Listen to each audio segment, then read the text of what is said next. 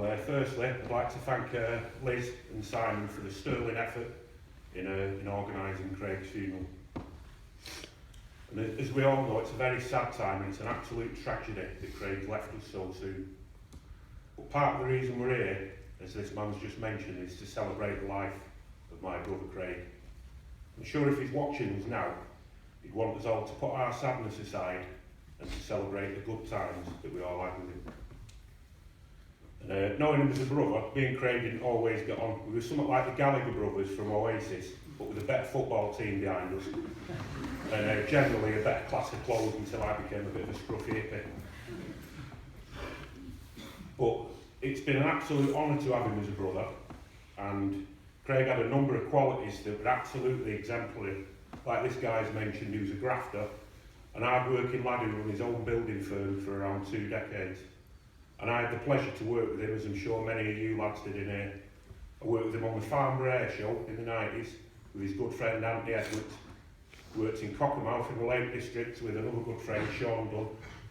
And I did a few jobs around Halliwell with him in Bolton. But I'll leave all the work stuff to Si later on, who's a thoroughly good lad to boot. But another great quality that Craig had, as I'm sure many of you are aware, was his sense of humour. He was quick-witted, smart with it, and sometimes downright surreal. And as one of our old mates, Al Dunn, recently put it on Facebook, he was way ahead of his time with his humour and a total one-off. So from my side and the family side, we want this celebration today to be about his humour and some of the mad times that I'm sure we've all had with him. I've put mine in the form of little stories. There's so many that I had to spend about 2 days editing them. This one's called Streetlights. Right, Craig had a diverse and mad sense of humour, and it's always been with him even from a young age. So I'm going to take it back to when we were about 12. We lived on the Aldsall estate on Regent Road. Craig's bedroom was really close to the window, and he'd often complain that the streetlights directly outside his window stopped him getting to sleep at night. One night he was lying in bed tossing and turning, sighing and moaning, and then suddenly he said, like a young Victor Meldrew, "The things you've got to do to get a good night's sleep." Then he got up, got out of bed and made his way downstairs and out into the backyard. And as he passed me, I asked him where he was going and he answered, "I'm going out there to hop up and tug it off." I didn't have a clue what he meant, but about a minute later I heard the sound of metalwork creaking and shaking outside. I looked out of the window and Craig was at the top of this 20-foot high lamppost in a pair of Y-fronts, with his legs wrapped round the post like a monkey. And he was tugging on the top of the light thing to try and get the light cover off. He got the light cover off, calmly took the light bulb out, put it inside the cases, put the casing back on, and he just came back upstairs, got in bed like nothing had happened, and was asleep within 5 minutes. So that was a young Craig from when he was 12, proper comedian.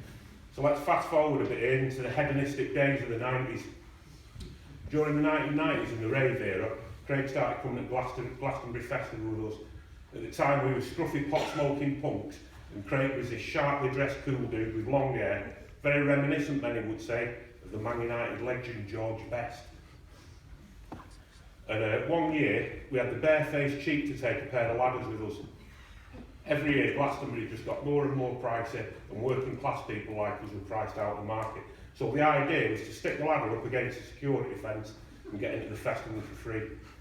This particular year, there was a no man's land area between the fence and you'd have these sort of security jeeps regularly scanning by and these big sort of COVID searchlights checking you out. We had a 20-second gap to run from the bushes and get the ladders up against the fence. Our first attempt, we were a little bit slow and we could see some security guards approaching. Craig was the first to clock the security guards and he said, "Quick, all get in line." We all got in line and it was like a scene from a 1970s comedy. Right, imagine 12 people hiding a ladder behind the back. The security guards let on, and even with our Salford cheek, we just let on back and nodded. And then we legged it up to the fence, threw the ladders up, and about 12 of us dropped over the fence. And because it was such a chaotic affair, a few of us landed on the top of tents of sleeping posh hippies. Quite a few of them started coming out and moaning and whinging and coming out with there was all sorts of effing and blinding and bad language.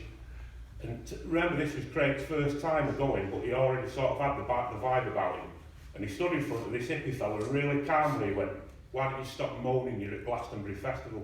And the guy looked at him as if to say, "Yeah, you're right, bro." I won't say what we did for the rest of the time, I'm sure probably can't remember most of it either. Very colourful one. Right, this one's called Reheat. I'm sure many of you are aware, Craig was a big fan of the chippy. So one time, me and Craig had finished the job in Bolton early. We forgot to have breakfast like we regularly did, and we were starving. So we were on the way back to Salford and found this chippy. Went inside, I bought my fish and chips, Craig bought his beloved meat pie and chips. We drove off about a quarter of a mile up the road, parked up to eat our dinner. So Craig did the customary thing that he did with his meat pie. He bit the bottom of the pastry and drunk that horrible stuff that's inside it. You know the stuff, it's like grey sewage. And then he started eating his chips, and then all of a sudden it went quiet. And I looked round at him, and he had this look on his face like he'd just eaten a piece of dog poop. And I said to him, "What's up?" And he said, "The re-eats the cheapskates." And I went, "Re-eats, what are they?" And he said, basically, at the end of the previous night's fry-up, he said, all the chips are stored in the fryer and they're re-eat the next day. And I said, "How do you know that?" And he said, "Well, you can always tell." He said, "They're dishevelled and they're a bit hard to crunch." And he said, that's what makes re-eats. And he sat there looking out the window, sort of with this really trance look on his face, and you could see he was thinking of what to do. And then suddenly, he fired the van up and started driving back down towards the chippy. And I said, "Where are we going?" And he said, "We're going back to give the re-eats back to the cheapskates." Which is fair enough, the chips are absolute shite. And pardon me, I know we're in the house of the holy, but he's a secularist, my brother, so we're exempt from such rules. So as we approached the chippy, you could see him eyeing up the road and looking at the shops. I thought, he's going to do something mad here. And he did. As soon as everybody had cleared out of the way, he drove his van up onto the pavement. He was a really good driver, Craig. On a number of occasions, I've seen him, when he's been hemmed in by other drivers, nudge the vehicles out of the way without leaving any marks at all on the bumpers. So he's drove the van right up to the chippy. Now imagine, right, if you're working in the chippy, a van door opens into your chip shop, a 6-foot guy with a ponytail leans out with a big pile of chips, leans into your shop and he just went, "Here, cheapskate, have your re-eats back." He flung the chips in, of course they went all over the place, all over the counter. The guy looked absolutely shocked, and he just calmly drove the van, closed the van door and drove back to Salford. Another one here from, this one's called Through the Skylight. And the last time we all lived together as a family was when we lived on Great Blue Street in Salford, before we all sort of got to that age where you fly the nest. So one night I'd been out to a club and I'd forgotten to take my keys with me. And this is something I've done on quite a few occasions. And I've been warned that if I forgot my keys, that I wasn't going to be allowed to go out to the club again, which is fair enough. I was 18 and mums and dads had that power over you at the time. So like a dickhead, I didn't take my key home, got back at 3 o'clock in the morning, there was a foot of snow, full moonlight, everywhere was lit up. I'm stood there like a dickhead in the back garden thinking, what am I going to do now? I'm going to get in. If I'd have knocked on the door, I'd have been banned from going clubbing. So I'm looking around thinking, what? And then I noticed a scaffolding at the side of the building. And my dad and Craig had been pointing the side of the building and fitting a velox. So I'm there in a pair of biker boots and all this punk clothes and everything, being really careful climbing up this icy scaffolding. Got to the top and there's all snow on the roof. And you imagine this big fat 6'1" fella in all this weird gothic clothing climbing up this roof. So I got to where the velox was and I slipped a little bit and I put my fist through this plastic covering that was over where the velox was going to be fitted. Straight away the whole thing collapsed in, and with the moonlight everything was really bright. And I looked through the velox and all I could see, I'm looking down on Craig and he's lying there in bed with his duvet up to here, looking up at me like that. Really, really calm. He just gave me the Roger Moore raised eyebrow and he went, "You've got your keys again, dickhead?" And I went, "Yeah." And just really calmly and nonchalantly, as I'm sure many of you know how casual he was with things, he just stuck an arm out of the bed and he just pulled this chair over like that under the velox and into climb on. So I climbed down and I sort of looked at him and I went, thanks. And he just turned over and went back to sleep. So I can appreciate running out of time here. I knocked this poem up the other night because I thought he was quite a colourful character, Archie. He was not a run-of-the-mill lad at all.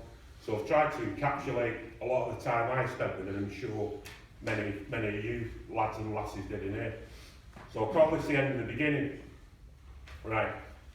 That familiar diesel transit van, the Davy Jones air, the good looks of suntan, Weller and the boys pumping out the hi-fi, them jam boys know it's theirs. Lois Cords, Adidas Samba, the new mods in the area. Roofing and building Monday to Friday, but the weekend's always ours. From Muswell Hill to Sharon in Morocco, Gibraltar and Eurorail.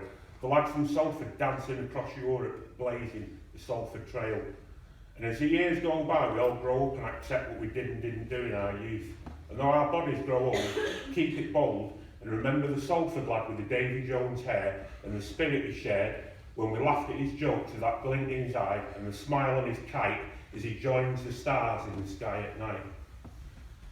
So once again, I'd like to say thanks to everyone for coming. And next we're going to sing a hymn by the Fun-Loving Criminals, followed by Goody, who's going to continue to share the mad stories with Craig.